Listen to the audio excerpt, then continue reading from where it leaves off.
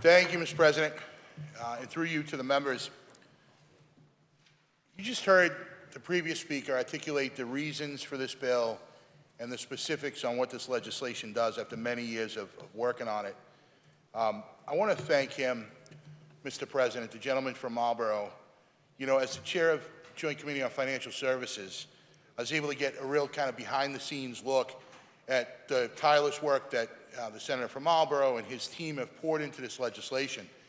And it shows by the product that we are debating here today. I want to thank also the Chair of Ways and Means, gentleman from Westport, and our Senate President for making sure that we were taking this up to give this a fighting chance to actually get to the governor's desk this session. And I also want to echo thanks and gratitude to the advocates that have worked session after session, year after year, to come up with a bill that not only solves for a problem that many of us agree is there, but that's also workable and able to pass. And I applaud their sticking to it and really leaning in to address the concerns that have been brought up by many stakeholders and leaning into those solutions that have resulted in this legislation, Mr. President. It's a good bill. This will actually help people, help them pay their bills while making ends meet without dealing with many of the unscrupulous debt collection activities that we've seen over the years. We know that as we speak, and Mr. President, we just heard the very specific piece of this legislation, so I don't want to belabor that. But just to speak more broadly on debt and debt collection and where we are as a Commonwealth, we know that right now, as we're here, there are families across the Commonwealth having to decide between putting food on the table tonight, taking care of their kids' needs, or making extraordinary and escalating payments on a bill or towards a medical bill. This is not a magic wand. This doesn't eliminate debt. This doesn't clear debt for anybody that's out there watching and thinks that that's what we're trying to do.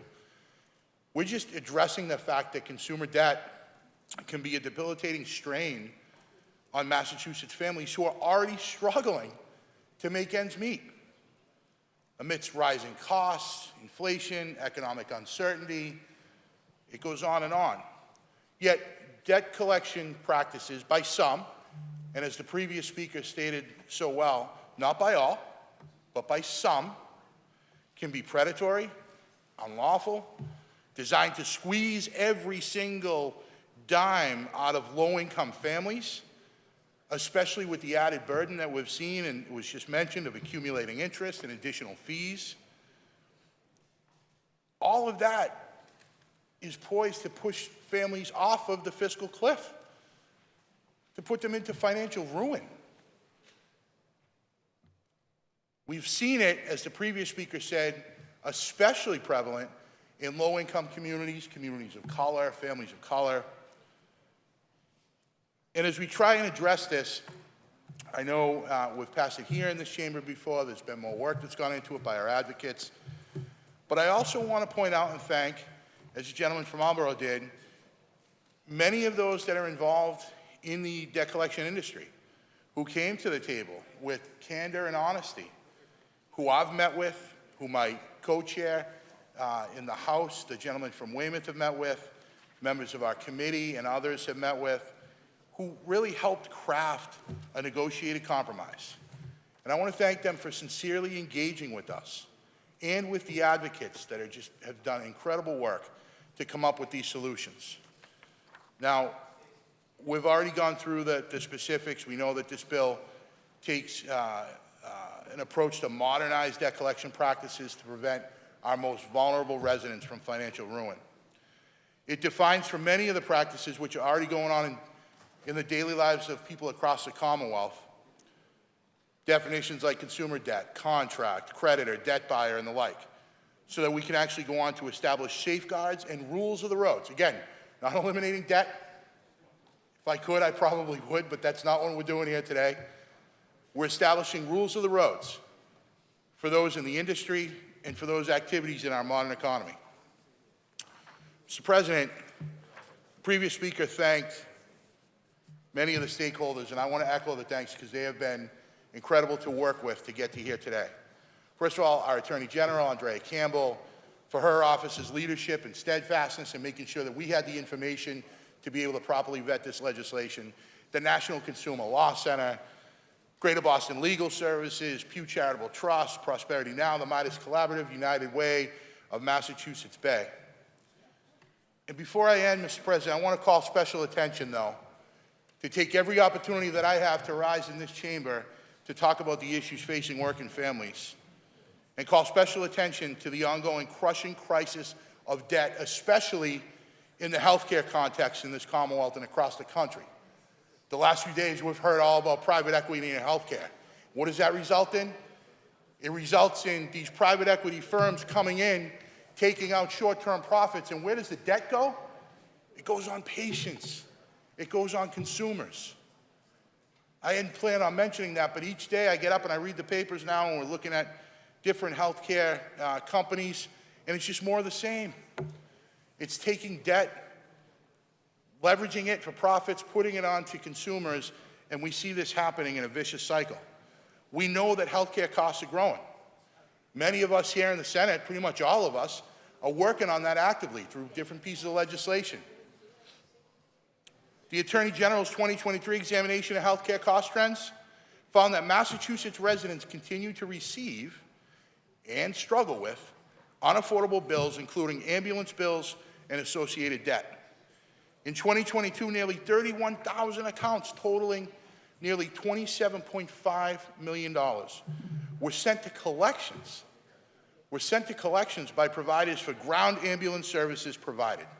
That's a parent, a grandparent, a child, a loved one, a friend, somebody in our neighborhoods who may have unexpectedly needed a ride to the hospital, yet were then faced with crushing debt for years and years after that. And a survey from Blue Cross Blue Shield of Massachusetts and published in the Boston Globe last week found that 2 in 5 Massachusetts residents actually put off seeing a doctor or getting care at a hospital because of the cost. Now, I know we're not dealing with healthcare issues and the complexities of that in this bill, but think about what that leads to. Think about people being so fearful of debt because of many of the issues and practices that were just articulated by the previous speaker, that they actually don't go to the doctor or don't go to a hospital or don't call for an ambulance. Which means because of debt in Massachusetts, not only will you go broke, but you could get sicker, you could die. So I want to thank our colleagues for bringing this legislation to bear, for everybody that's been involved in this, Mr. President. We know that debt and lending is a part of our modern economy. It just is. But we see over and over again where people with wealth leverage debt to enhance profits. Yet individuals, especially working people, working class people, go into what I call the debt spiral. The debt spiral.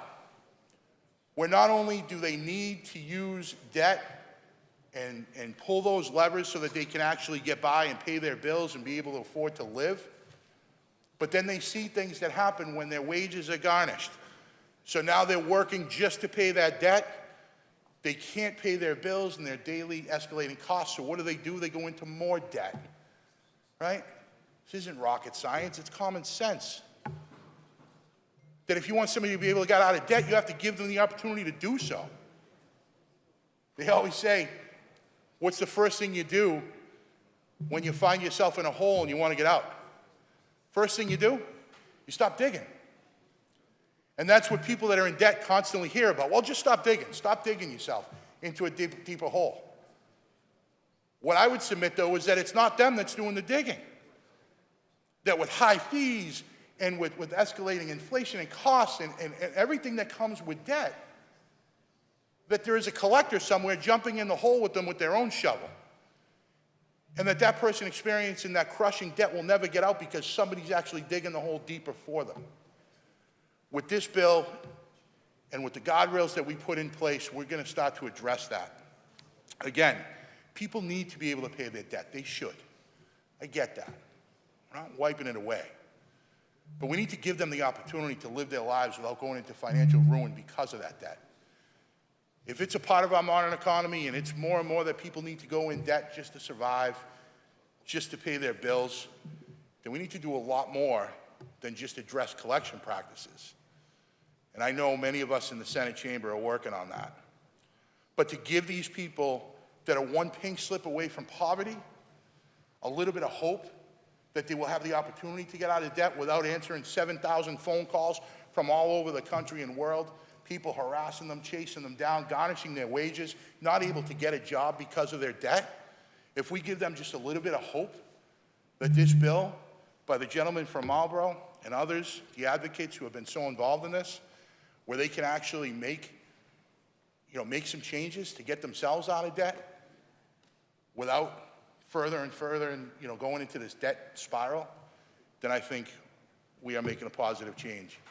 So I appreciate it, Mr. President, to all those involved. Let's give people an opportunity to be able to get out of that hole without some unscrupulous collectors jumping in with a shovel and digging it even deeper. Thank you, Mr. President. I hope this bill passes unanimously.